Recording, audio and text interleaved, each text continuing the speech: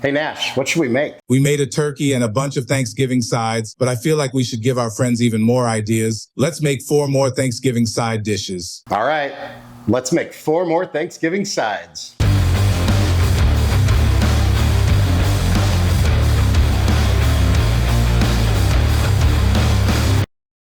Welcome back to Chaos Kitchen, where we make a bunch of Thanksgiving sides to see which ones are good and which ones you should make. So today we're making 4 more sides. We're gonna make a pumpkin cornbread with honey butter. We're gonna make some onion soup mixed roasted potatoes. We're gonna make some classic but kind of fancy mac and cheese and some creamed Brussels sprouts. So hey, without further ado, let's go.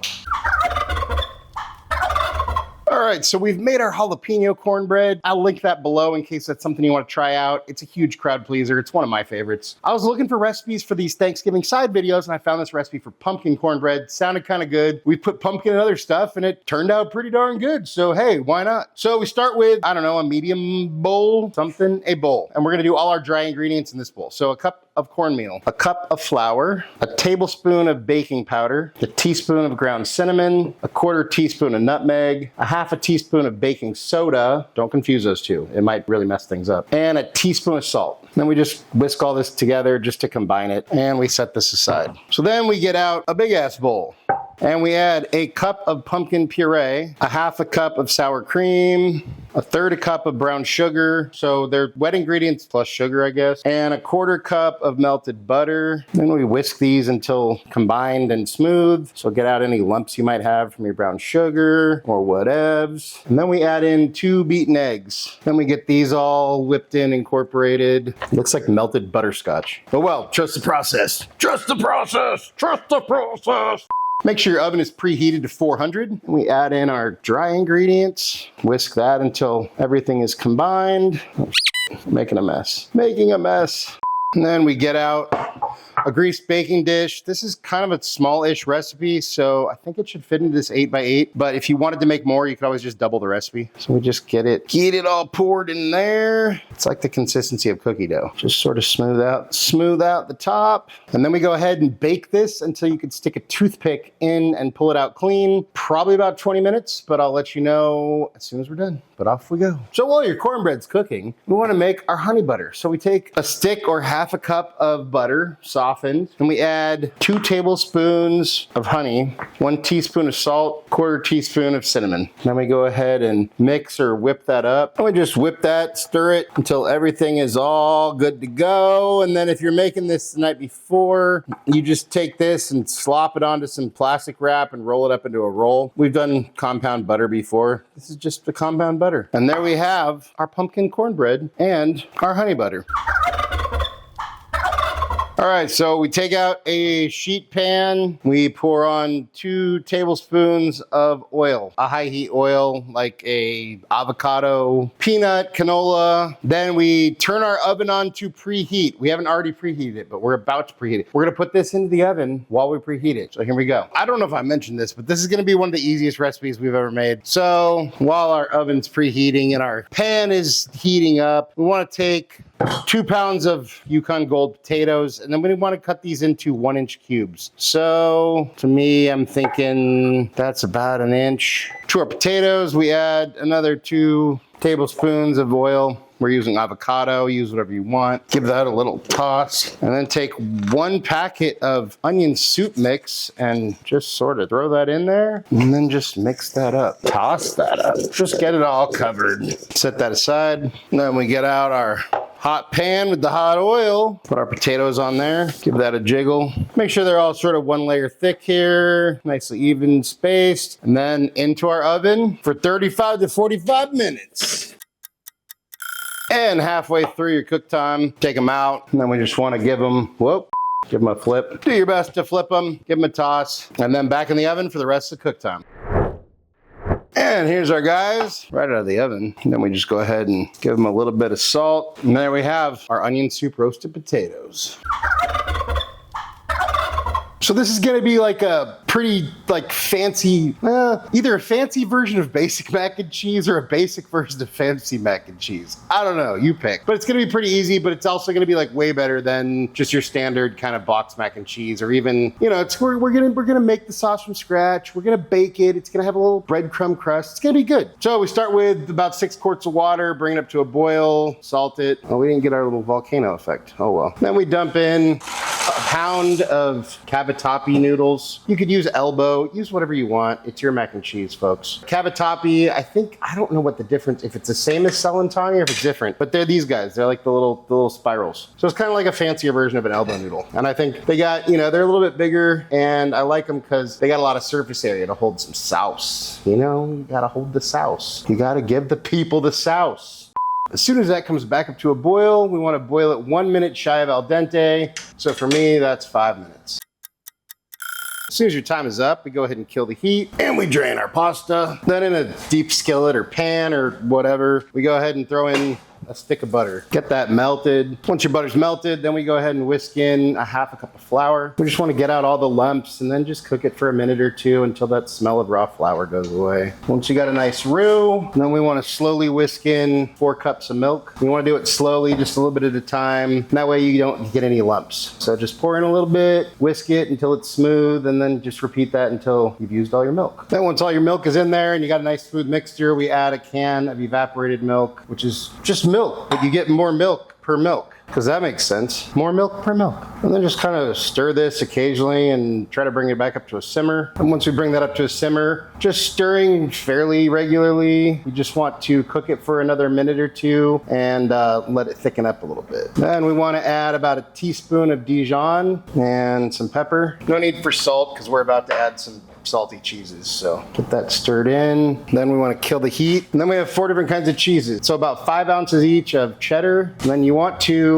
add your cheese a little bit at a time, like we did with the milk. Stir it till it melts, and that's this way we don't get any clumps or any cheese that like sticks together. And then we have some Gouda and the rest of our cheddar apparently. Some Gruyere. And you can use whatever cheeses you want, folks. You want to use some Velveeta or some go for it. You want to do like a pepper jack? Go for it. You probably want to use cheeses that melt well, but you know what? Again, just do whatever. Go for it. Give it a try. Use what you have. It's mac and cheese. Now we're starting to get, ooh, look at that. We're getting there. And lastly, we have our mozzarella. And once you have this thick, gnarly cheese sauce, yeah, look at that. Oh, that's going to be good. Okay. Oh, look at that. We got a cheese pull before we needed a cheese pull. Then we take out a greased casserole dish. We pour in our noodles. This is going to be messy, but we take our cheese sauce and just pour it over the top. See, that's what I'm talking about. Look at that. Hot. Then we want to attempt to kind of stir this together, or fold it, I guess. I was going to use another bowl to do that, but then I didn't want to get something else dirty. But maybe I should have. I don't know. Let me know in the comments. What did you do? Just get everything covered, incorporated. Now this works. This is worth not cleaning another bowl. Then in either the same skillet or different skillet, doesn't matter. We melt 4 tablespoons of butter. It would help if I turn the heat on first. And once that's melted, we add a cup of panko breadcrumbs. Hit that with a little salt and pepper, a little smoked paprika. And then you just stir these around, let them all absorb that butter. And then we just want to toast these till they're like a nice golden brown. Preheat your oven to 350. Once your breadcrumbs are a nice golden brown, then you can go ahead and kill the heat. And then we take our breadcrumbs and top our mac and cheese with the breadcrumbs. There's probably a better way to do this, but oh well. Then we're gonna throw this in the oven until the top is crispy. I mean, everything's cooked, so it doesn't really matter. It's all about how you like it. So probably 25 to 30 minutes. We'll probably go for 30. And here's our guy right out of the oven. And there we have our basic fancy or fancy basic mac and cheese. We'll go with basic fancy. And I'm gonna let my intrusive thoughts get the better of me, and we're gonna take a piece just because I wanna see this cheese pull. Okay, yeah, I can deal with that. So normally I would say chop your Brussels sprouts in half, but I just realized as I was just turning on the camera that I bought Brussels sprouts that are already cut in half. So if you see those, maybe buy them because it could save you some time. But either way, you want about 2 pounds of Brussels sprouts. And then if they're whole, you just cut off just as little as possible of the little butt and then cut them in half. Simple, simple. Easy peasy Brussels sprout squeezy. Then we dice an onion or a couple of shallots if you got them. Whatever. You know what Uncle Roger says. Then you want to bring a few quarts of water up to a boil. Salt them to your heart's content. And then we just want to blanch our Brussels sprouts. So we're talking 2 or 3 minutes. Make sure and dump some on the floor because that's required for the recipe. Just kidding. So you just want to cook them, like I said, 2 or 3 minutes. So we're just looking to cook them until they get a little bit more vibrant green. Just a little blanch, a little parboil, whatever term you want to use, you know, go for it.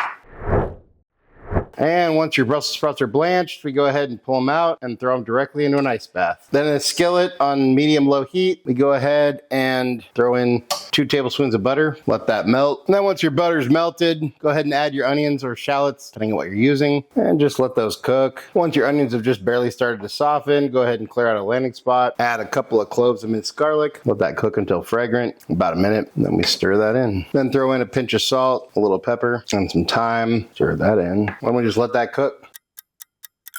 Once your onions have softened, about 4 minutes, 5 minutes, we go ahead and add a little bit of nutmeg, half a cup of sour cream, and a cup of heavy cream. Go ahead and stir, mix that in. And while we're doing that, add some more salt. Then you want to preheat your oven to 375. Grate a cup of mozzarella cheese, as well as a half cup of Parmesan cheese. Then you want to go ahead and add a half a cup of grated Parmesan cheese and a half a cup of grated mozz. Go ahead and stir that, whisk that in until everything's melted. Then we kill the heat. Then you want to drain your Brussels sprouts and pour them into a pre-greased casserole dish. And then we can just pour our cheesy whatever mixture on top. Stir everything through here. Then top it with the other half a cup of mozzarella you grated. And then we throw this in our 375 oven for 30 minutes. And there's our guys right out of the oven. Just gonna hit them with a little bit of chives. Gotta have some greens, right? And there we have our creamed Brussels sprouts. All right, so it's time to plate. Get out a plate. We'll put down our cornbread here. We'll give that guy a nice slather of our honey butter. Then we'll add some of our potatoes up here. Some of our mac and cheese. Oh man, it's looking good. And then some of our creamed Brussels sprouts over here. And there we have our 4 more Thanksgiving sides.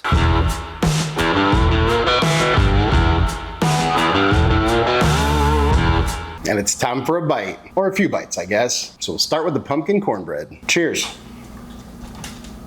It's really good. It's moist. The flavor's there. It just tastes really good. That pumpkin just adds, I don't know, it's like you don't taste the pumpkin, but somehow it just adds. And that's kind of how pumpkin functions in lots of dishes. But I will tell you this, don't sleep on this honey butter. It's freaking delicious. Honestly, if you were to make one thing from this whole video, make the honey butter. It's that good. How about the onion soup mixed potatoes? Cheers.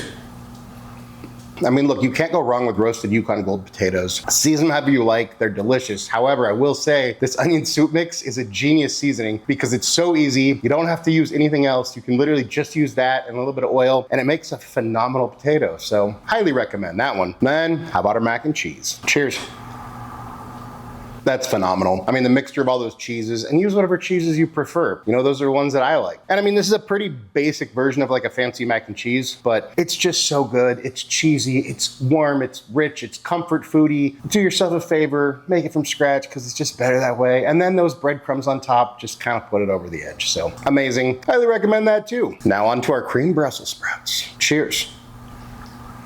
That's really good. This is an amazing way to do Brussels sprouts. Look, like roasted Brussels sprouts, I think last year we made our maple bacon Brussels sprouts. Those are all good. This is just another one to probably throw into rotation because it's definitely good. It's creamy, it's rich, it's cheesy, and it's just delicious. All of these, highly recommend, as is, no notes. I would make them all again and eat them, and I will. That's what I think, but hey, let's see what Nash thinks. Hey bud, how you doing? I'm good, man. Just got a workout in. Got to keep my parkour and fence climbing skills sharp. Well, check it out. We made even more Thanksgiving sides, just like you wanted. And of course, we made you a dog-friendly version of each one. So here you go. We'll start with the pumpkin cornbread. It's moist and delicious, but you're right. That honey butter is epic. And then we have a non-onion version of our onion potatoes for you. I never met a potato I didn't want to eat. Then some mac and cheese.